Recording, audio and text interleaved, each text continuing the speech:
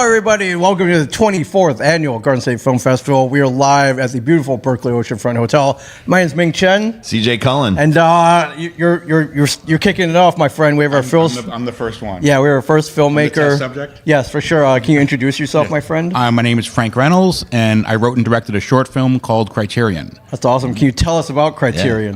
Criterion is sort of basically my take on the devil tempting Christ in the desert. Like they took the Bible story where there's a Bible story where the devil comes to Jesus who's in the desert and he tempts him, come and worship me and I'll give you this and that sort of thing. And I sort of did like a modern day take on it. Yeah, spoiler, he doesn't take him up. Sorry, spoiler alert, he doesn't, He says no and walks away and devil... Hence we all exist now. Exactly. Devil goes, curses foiled again and goes out and goes into a puff of smoke and says goodbye. Yes, but the story of temptation, of bribery, of promises of greener pastures, all the story that spanned the test of time. What inspired this? It's a bunch of things. I joke my two influences was I was educated by the Jesuits and I read way too many comic books. Especially like back in the 80s, like Alan Moore and Neil Gaiman and all of those. They put a lot of like biblical and mythological stories in their comics.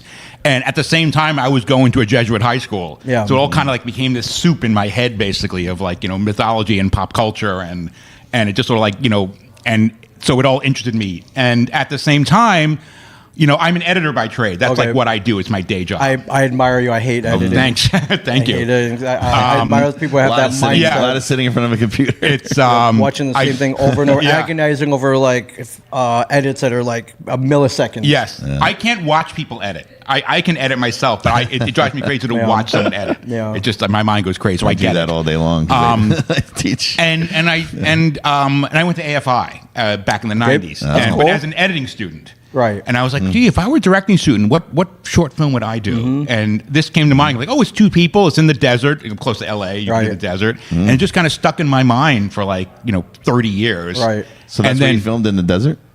Just north of LA. I went out to LA to shoot. Like in I was going to say like Joshua Tree, no? Close. I actually was too lazy to scout Joshua Tree. It was a little too far out. I found something in Lancaster I really liked, and I was like, I'm going with this. I'm not going to do another 2-hour scout to Joshua Tree. I'm just gonna risk it and go with this because I'm lazy. Cool. So are you based out there? No, I'm based here. It was, but I went to AFI out there and I worked a lot out there. So I basically flew myself out and hired everyone local. That's pretty cool. That's awesome, man. Yeah. That's great. And how long was the shoot? About 4 days. 4 days. Yeah. In the desert. No, well, 2 days we're on a stage. Okay. And we lucked out on the desert. We lucked out weather-wise because we were ready for 110-degree weather and it was 85. Oh, wow. So, the desert is perfect. Yeah, and we were we had some wind issues, but we could work around those. Right. But we had all the stuff ready. We had all the water and the cloth, the neck cloths ready in case it was going to be hot. No one's passing out on this set. Not on my watch. We had an air-conditioned trailer just in case someone go into, and it was just because my actors especially. Yeah. But also everybody. So it's hard with the wind, especially in the desert or even an ocean. So what do you do to fix that? One great thing about shooting in the desert is I could basically shift the background and no one notices. Yeah. And that's what we did. We were shooting sort of next to this hill. And when the wind came up, also the wind came by the time we could predict. It was like around noon or 1 p.m. Oh, wow. The wind came up, so we knew when it was hitting. Right. And we went behind the hill, so the wind blocked, the hill blocked the wind. Right. A lot of it. Oh, yeah. Enough that we could shoot. Yeah.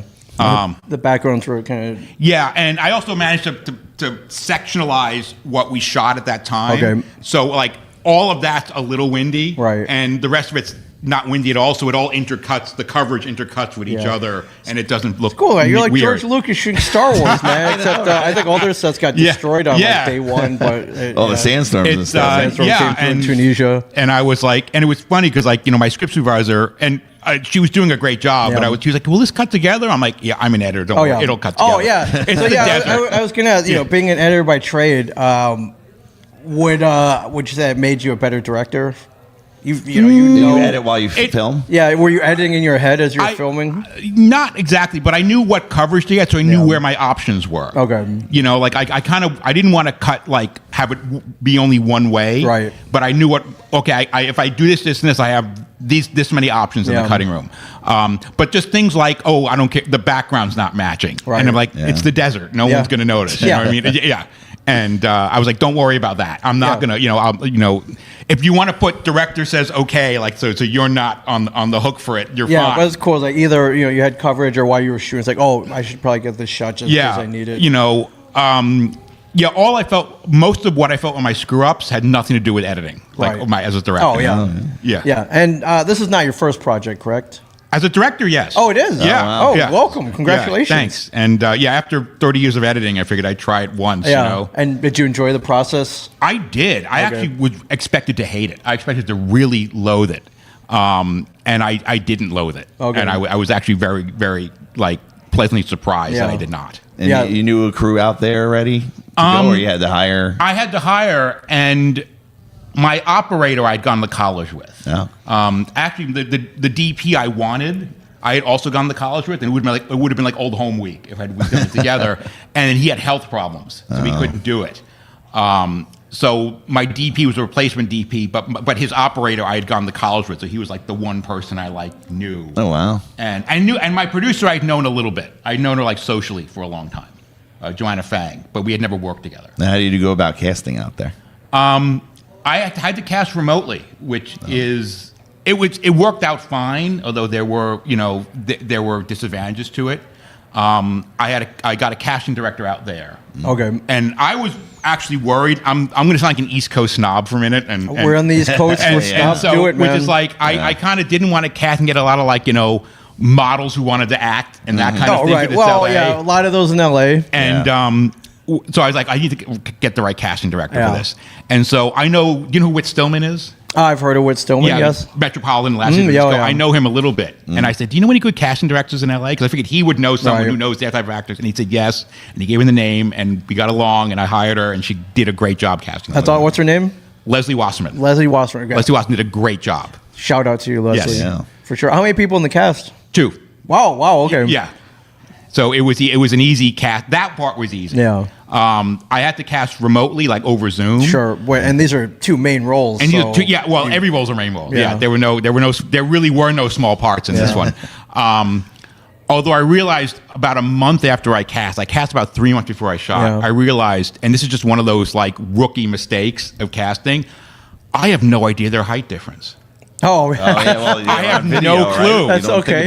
And what happened was I found out their heights, and actually there was a big enough height difference that I was worried. Right. Oh. And so I called the DP, and it wound up being fine. We didn't have to do anything, but we had the apple boxes ready. We had for the step up one of the actors and everything. Invest in full apples and half apples, everybody. We come in handy. We lucked out, but it was the one thing I did not think of when casting remotely. Right. Was that. And I did a Zoom with them to make sure they worked together fine. fine. But on Zoom, everyone's the same height. Right. So, they're all sitting down. Exactly. That's interesting, man. Yeah. And it worked out okay, though, but I drove my DP crazy. We have the apple boxes, right? We do the height thing. Yeah. Especially on the stage was important. The desert, we could have gotten away with on location. Sure. But on the stage, just dig a the hole, sets are certain. Yeah, exactly. But on the stage, I was worried, but it wound up being okay. Yeah. That's awesome, man. And, so when is it playing? At noon. They're playing in about 90 minutes. So that's why I came now. To this plot. Which venue? At the Asbury Hotel. Oh, cool. Okay, it's right TA11. Go over to Asbury Hotel. Yeah, the info's in the description. I got you covered, Frank. Great, thank you. Appreciate that. Covered for sure. Coming up in a little bit. Yeah. So, what would you say was the biggest challenge shooting this short? The biggest challenge was actually getting everyone out to the desert and not making them uncomfortable. I mean, I was really worried about that. I was really worried about getting out there and not having everything and making sure everyone had enough to eat, enough to drink, enough to hydrate. Yeah, no heat stroke, no exactly. passing if it was 100 degrees, that would not be good. Exactly. And like I said, the weather wound up being fantastic. Yeah, the film gods were smiling upon you. The film gods were good. The location was good. I was happy about that, and everyone seemed. I don't know if everyone was happy. We were in the desert shooting, but it was no one. There were no disasters on that front. All my mess ups were personal, creative. I was an idiot. I should have done that kind of thing. Well, like you said, first time directing, exactly, so it's not going to be perfect. Right. You learn. Yeah, it's not bad to have some mistakes here. Yeah, that's where you learn from. So, exactly, and because I also edited it. Yeah. And I was actually really worried as an editor, because usually as an editor, I'm editing someone else's stuff so I can be objective. Yeah. And I'm like, this is my stuff. Am I going to be like second guessing everything I do? The answer is yes. Probably. I was just shocked that I didn't. I got into editor mode really fast. Yeah. And like, after 2 days of editing, I'm like, what idiot shot this? I had to cut this together, and then and I got into like editor only mode really quickly. Yeah. And I was very happy about that too. I didn't know if that was going to happen or not. Yeah. How was the transition of filming outside in the desert to on stage in the stages? It wasn't that large a transition. We had a day off in between, so like we could sort of get our act together basically.